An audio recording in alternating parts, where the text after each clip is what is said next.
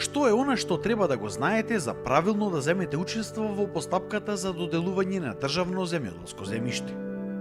Но ајде најпрво да се запознаеме што е тоа државно земјоделско земјиште.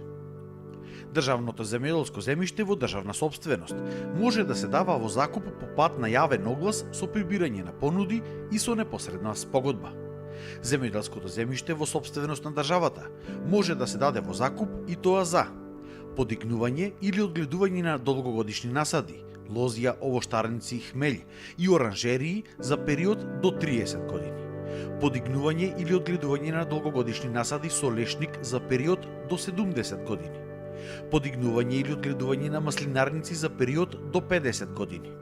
Одгледување на други земјоделски култури и за поставување на пчелни семејства за период до 15 години. Ливади за период до 15 години.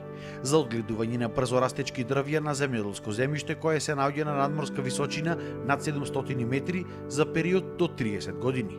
Рибници до 20 години и за спортско-рекреативни активности и рурален туризам до 30 години. Едно од најчесто поставуваните прашања е тоа по која постапка се доделува државното земјоделско земјиште. Имаме две постапки. Постапка по јавен оглас за површини до 3 хектари и постапка по јавен оглас за површини над 3 хектари. Постапка по јавен оглас за површина до 3 хектари. И за двете постапки министерот за земјоделство, шумарство и водостопанство е тој кој што донесува одлука за распишување на јавен оглас, а постапката за доделување на земјоделско земјиште ја спроведува комисија од 7 члена, формирана од министерот со представници од министерството, владата, заедницата на единиците на локалната самоуправа на чија територија се објавува предметното земјиште, Министерството за финансии, како и еден представник од здруженијата од областа на земјоделството. Јавниот оглас за издавање под закуп на државно земјоделско земјиште се објавува во најмалку 3 дневни весници на интернет порталите и огласните табли на институциите. Право на учество на јавниот оглас и на поднесување на понуди во постапка со прибирање на понуди имаат домашни физички и правни лица, како и странски правни лица. Физичките лица треба да се регистрирани вршители на земјоделска дејност или запишани во единствениот регистар на земјоделски стопанства, или да се трговец поединец на кој земјоделското производство или преработка на примарни земјоделски производи име претежна дејност. Учесниците физички лица на јавниот оглас за давање на земјоделско земјиште во државна сопственост во закуп се должни да ги достават следните документи: пријава, образец од подрачната единица на Министерството, доказ за подмирени јавни давачки, фотокопија од лична карта, потврда за упис во единствениот регистар на земјоделски стопанства, решение за регистриран вршител на земјоделска дејност или доказ од Централен регистар за регистриран трговец поединец.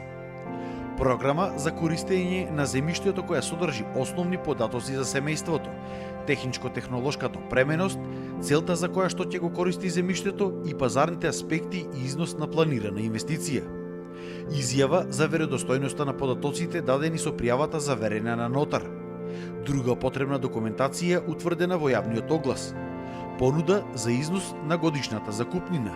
И на крајот, изјава заверена на нотар, дека не бил основач или одговорно лице во правното лице кое користело земјоделско земјиште во државна сопственост под закуп, а кое не ги исполнило обврските од тој договор.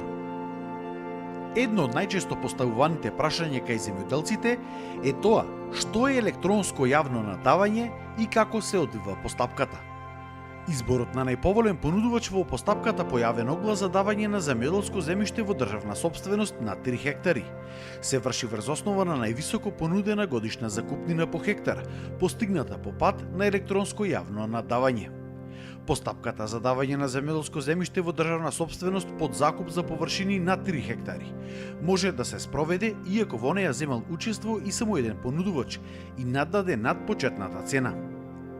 Министерството за земјоделство управува и оперира со електронскиот систем за јавно надавање, а додека комисијата пак за давање под закуп на земјоделското земјиште во државна сопственост по пат на електронско јавно надавање води записник од отворање на понудите, потоа изготвува извештај за комплетност и соодветност на понудите, ја организира и спроведува постапката за електронско јавно надавање, води записник за одржаните јавни надавања.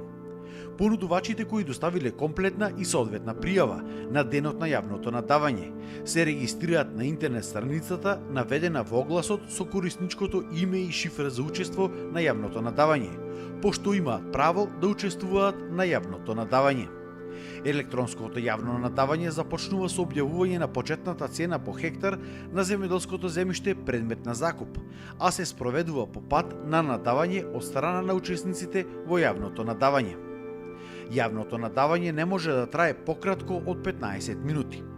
Избран најповолен понудувач е лице учесник на електронското јавно надавање кој што понудил последна цена и која е највисока постигната закупнина по хектар понудена на јавното електронско надавање.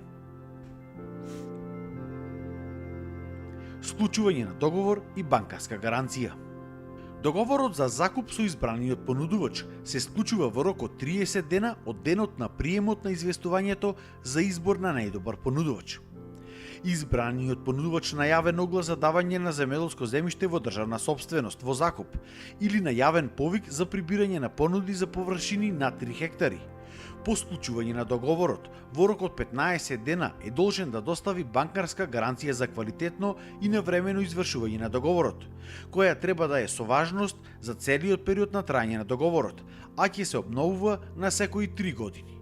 За начинот на користењето на земјоделското земјиште и исполнување на обврските од договорот, закупецот е должен да доставува годишен извештај до Министерството најдосна до 31 декември во тековната година.